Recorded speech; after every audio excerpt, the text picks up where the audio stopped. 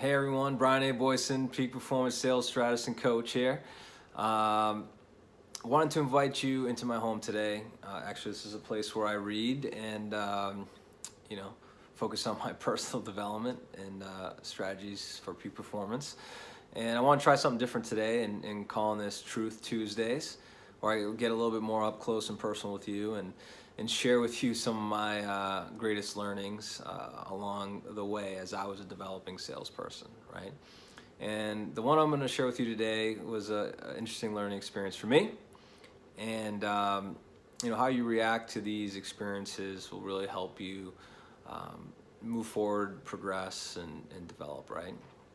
So I'm going to share with you, I arrived at SAP at 2013, and I had some experience in hardware sales, but never sold software.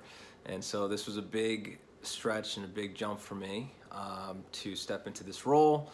The average age for a sales rep here at the company was 45 at the time. I was 29. Many years of experience, 10 to 15 years of experience. I had never sold software before, so it was pretty intimidating stepping into that, right?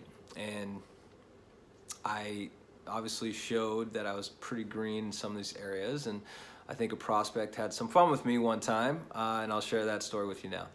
So I went out to the prospect. He obviously saw my appearance. I was a lot younger than the typical guy or the AE walking in.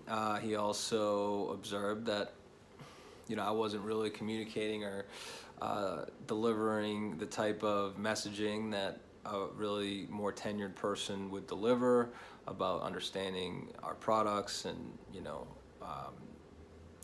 the ways that we could help them. So about 15 minutes into our meeting, he took it upon himself to stop me and just say, "Hey, Brian, can I ask you a question?" And I said, "Yeah, sure, go ahead."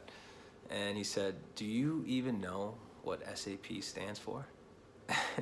And I gotta tell you, my heart kind of dropped a little bit, and I kind of froze, and I had to look this person in the eye and say, "You know what? I just started working at the company about 3 months ago, and no, I actually do not know what SAP stands for," right? And that was an uncomfortable moment for me. Totally lost my credibility with this person. And they were trying to drive home a point that, why am I talking to you? You don't even know what SAP is, or what it stands for, and why you're trying to meet with me, right? So, I've since been able to understand and figure out what SAP stands for, right? And it's actually 3 German words for the most part that I can't pronounce, but the translation is systems, applications, and products and data processing, all right? So if you don't know what it stands for, that's what it stands for. I wish I could say it in German too, but I can't, I don't think. So, but what did I learn there, right? I learned that I had to change my approach with potential prospects and customers. I had to tell them in the beginning that I wasn't what they were used to. I don't know everything about the company, and kind of lay out on the table that this is who I am and how I'm showing up. And then I came up with things that I was really good at, and I used this, and I changed my whole script in meetings. My number one job at SAP is to know my customer. So I wanted to know everything about them, right? And the things that I did well was care, communicate, and be human. And those are the 3 things that I could control because I was young and because I was developing. But I knew the experience would come and the product knowledge would come. But I had to really change the game a little bit and how I was going to position myself with potential prospects.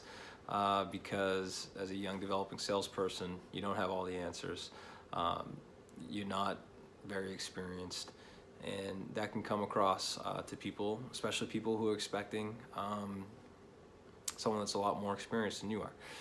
So I found out what SAP stood for. I changed my strategy a little bit, and I tried to be as prepared as possible when I went into these types of situations. So I hope that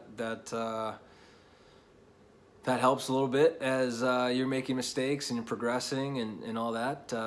But make sure that if you're working for a company, you know if it's an acronym, what the acronym stands for, to try to at least answer that question right in the meeting, right? All right. Thanks for tuning in. I'll leave you with what I always leave you with. Rise up every day of your life, set a new standard, make you move, and become who you are.